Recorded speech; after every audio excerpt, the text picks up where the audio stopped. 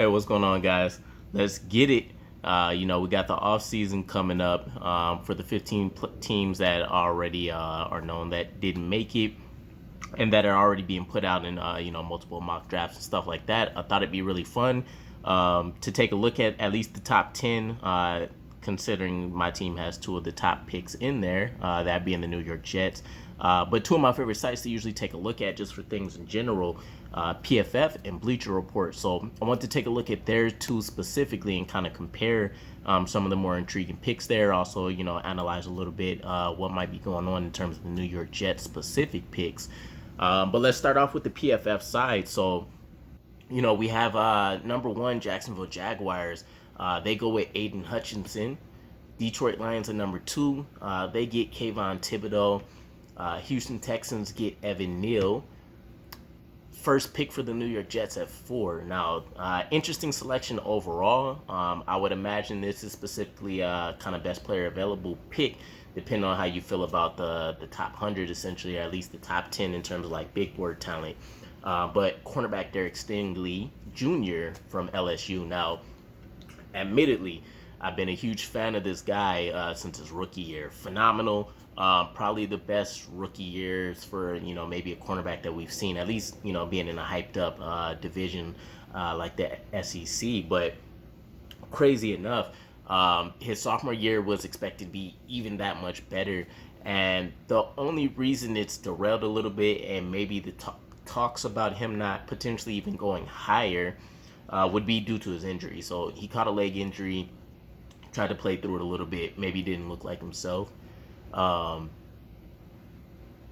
I think it's cooled the Jets a little bit on no pun intended, on maybe him going as high as he could. Definitely probably still a top 10 talent, and if nothing bad happens with his medicals when he goes through the combines and stuff, could be a huge scoop.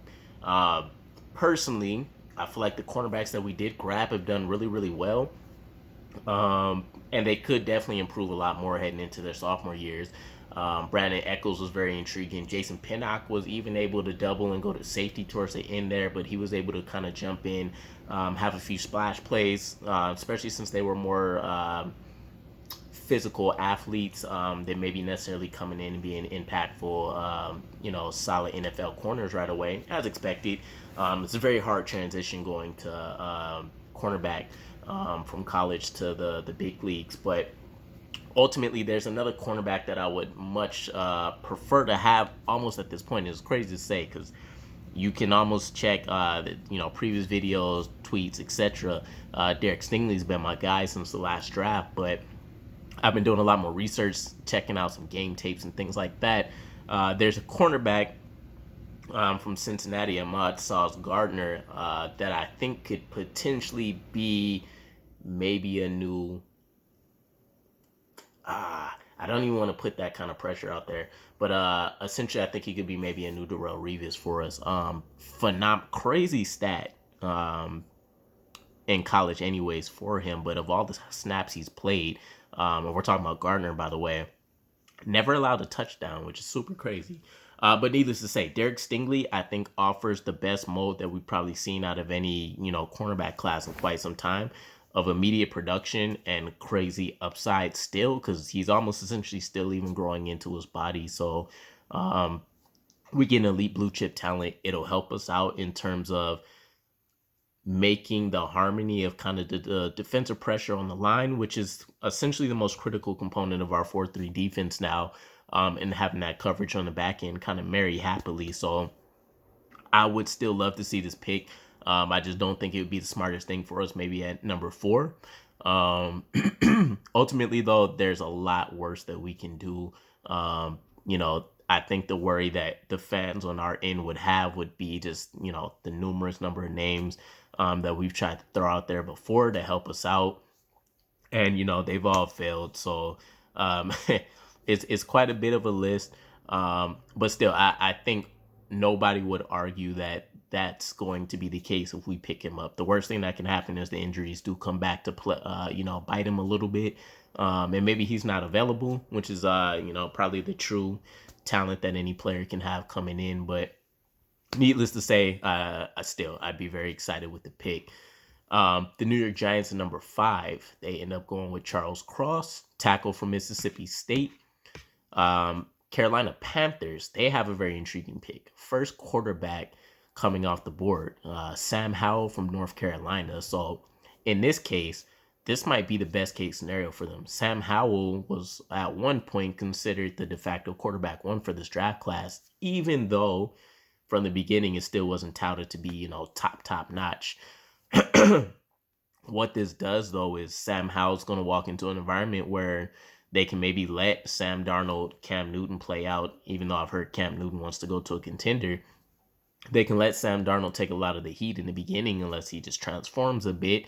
And while Sam Howell kind of learns the ins and outs and, he's going through his ropes of how to be a new NFL professional quarterback, he doesn't have to get thrown into the fire, so he can kind of get his mechanics together and stuff for the majority of the season. And then maybe they let him take the last quarter, assuming that they're not contenders at that point, and kind of use 4 or 5 games to see how they feel about him moving forward. But Christian McCaffrey, DJ Moore, you have a defense that generally either excels or they kind of fall flat. So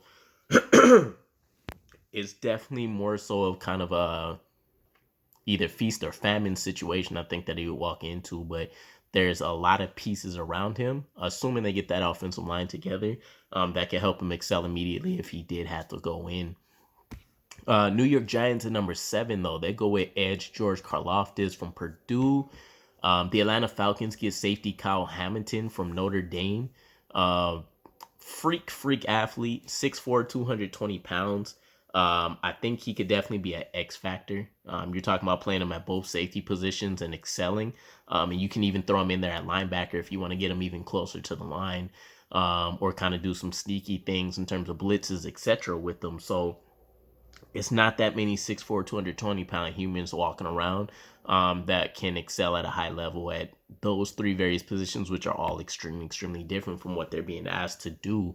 So I think it's more so about what the team is going to put a premium on. Do they want him more to play the center field role, make sure nothing crazy happens on the way to long touchdowns, or, kind of like a LaRon Landry enforcer kind of situation?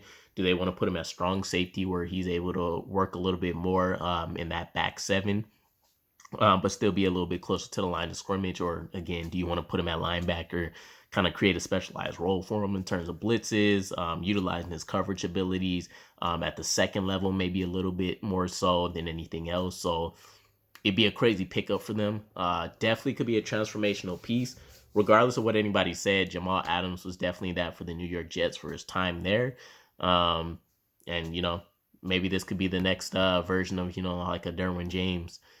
At number 9, Denver Broncos. They go with linebacker Devin Lloyd from Utah. Now, I can't remember the name specifically, but I heard essentially in terms of the top 2 linebackers, it's either going to be Devin Lloyd or it's going to be, I believe it's Nadell Dean.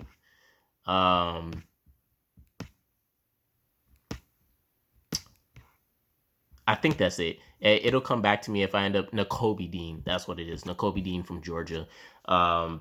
I heard essentially those might be, the 2 interchangeable pieces.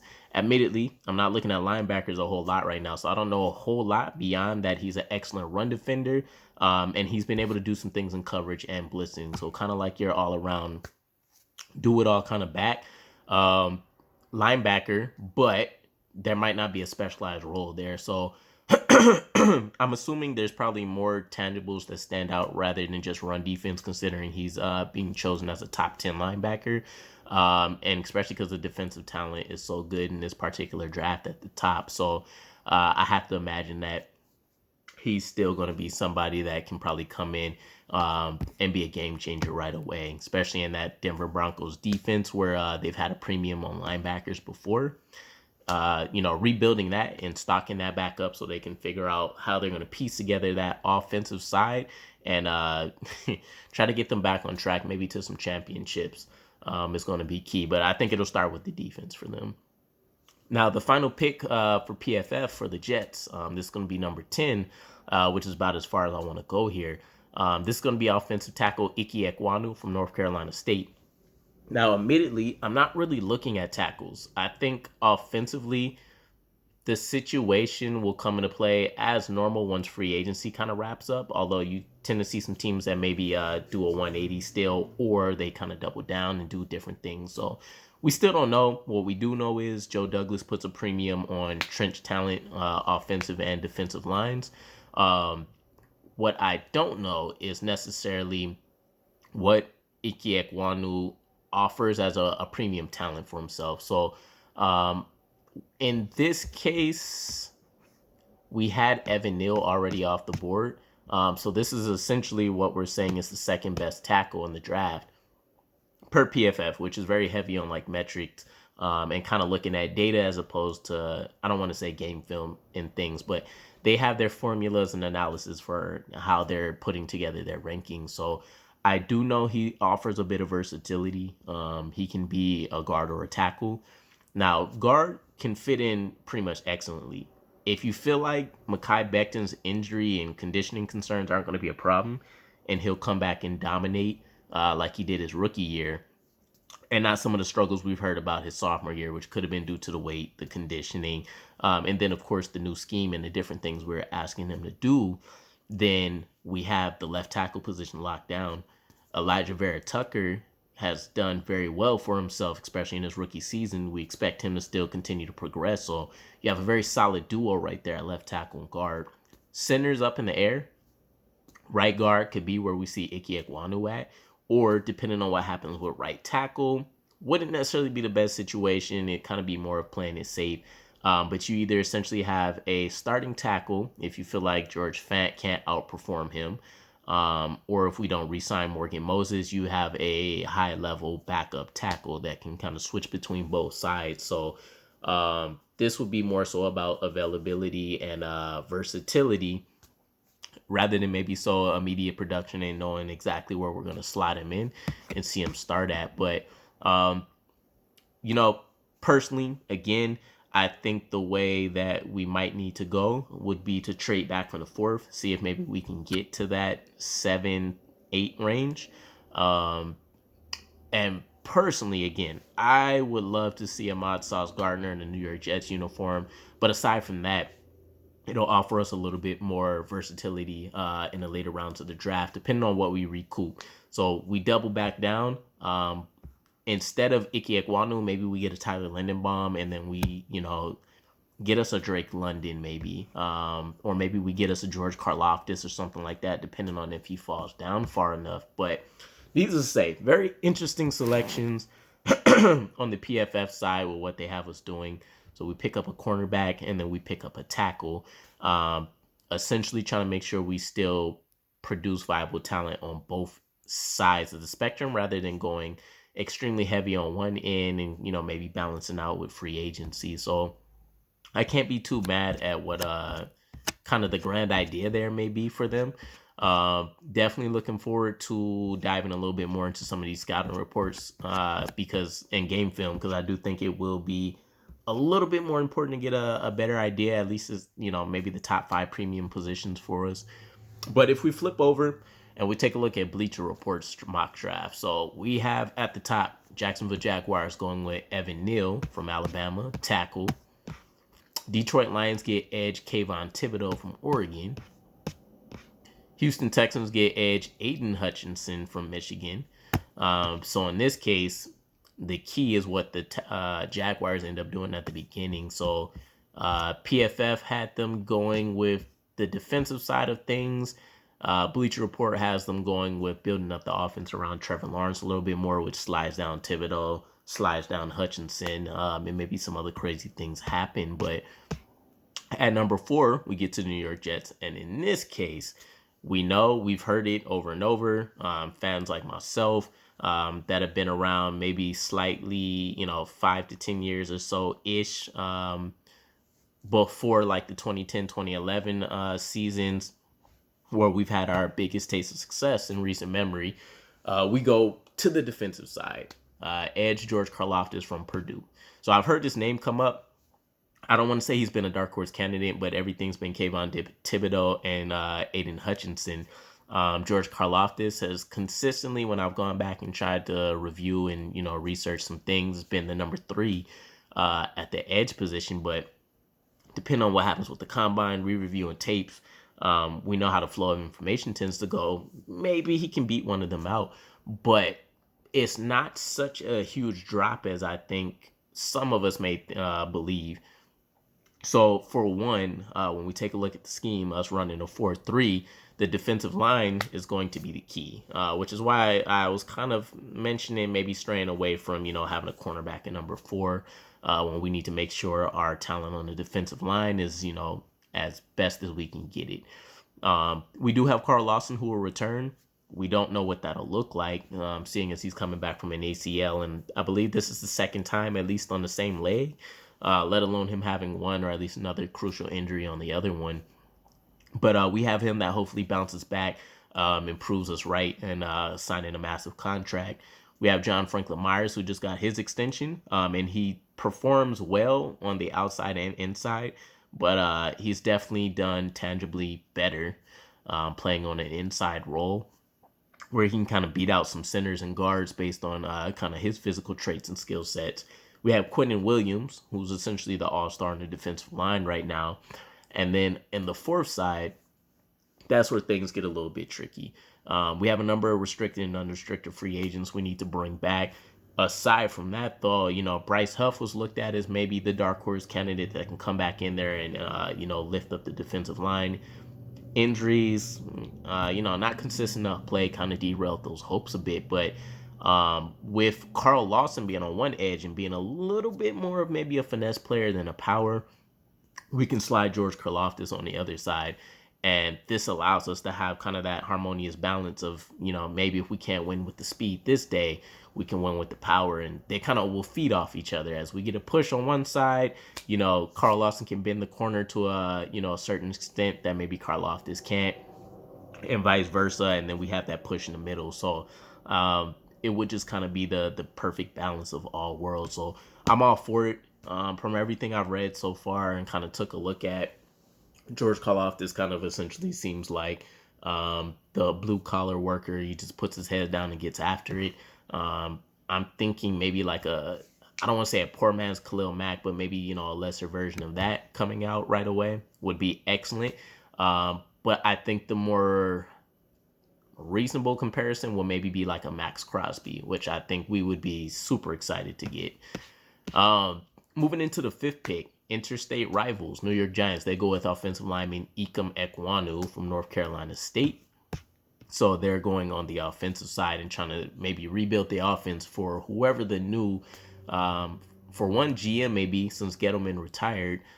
2, and it's really crazy, it's still been undecided what's going to happen with Joe Judge. So if he comes back or if they, decide to go with an all-new coaching staff is really going to determine a lot of what their picks here are going to end up looking like. They haven't been able to get the offensive line right for some time, and a lot of players that they brought in have kind of flopped. So we'll see.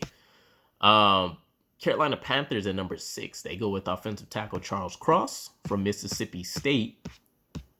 New York Giants end up doubling down in this scenario with the Bleacher Report. So I would be sad to see it because, again, I've also really liked this guy for a while now too, especially dating back to some of the early, too early mock drafts before even preseason stuff kicked in.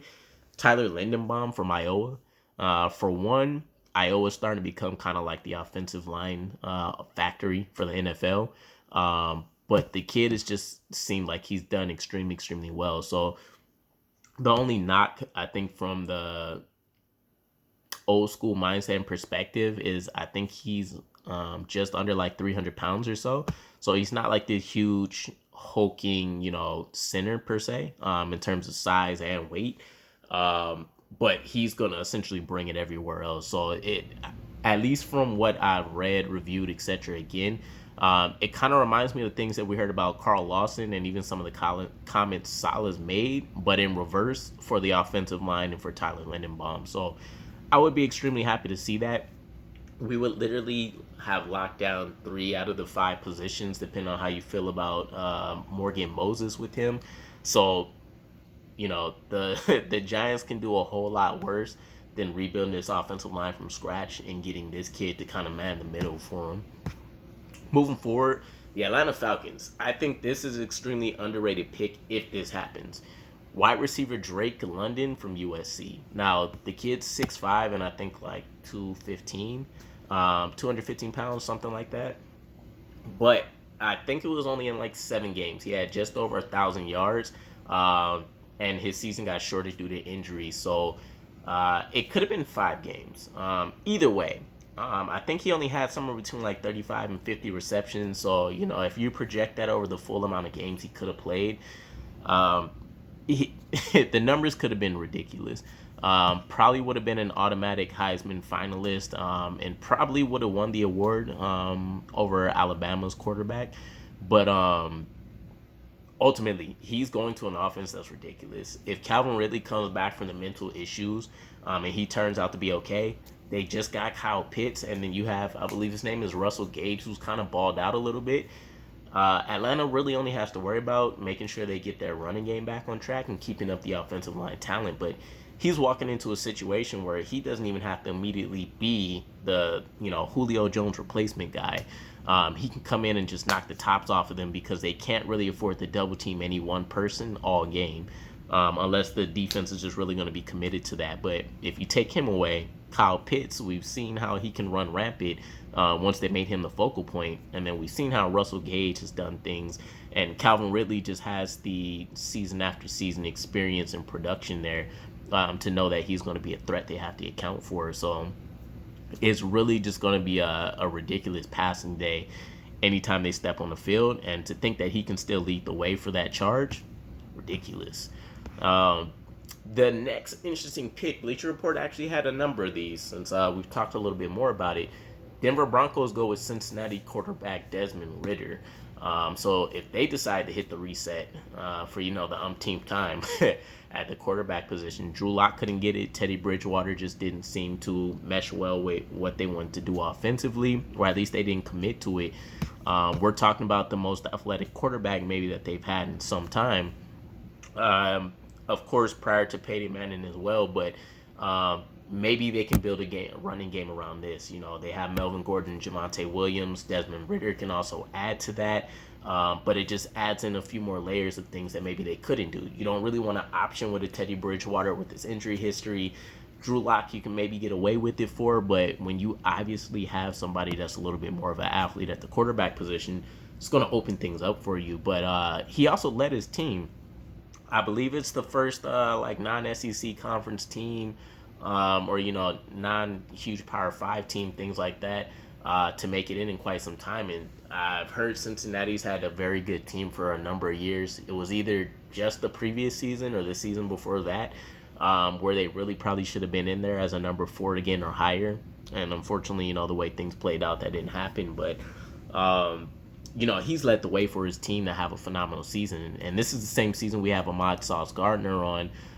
They also have a number of very other impactful players that's led them on the path to being the only undefeated team that made it into the championship. So he's at least coming with the pedigree of kind of transforming his own program and leading the direct charge for that. So hopefully that would be the pick that helps them get it right once again. And then finally, the New York Jets with their second pick in the first round at 10.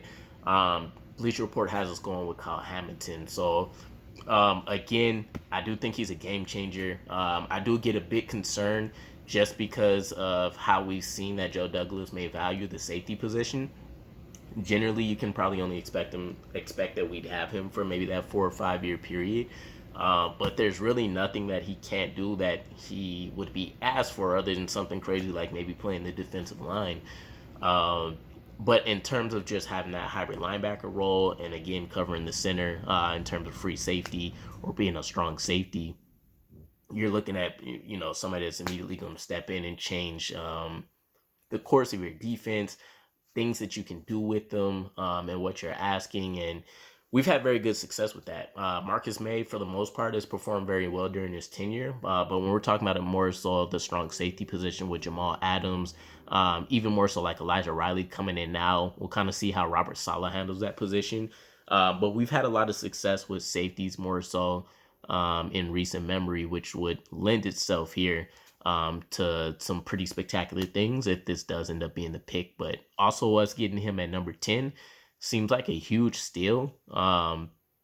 So I can't really be mad at anything here at all. We get Kyle Hamilton at 10, and then they also have us picking up George Karlaftis.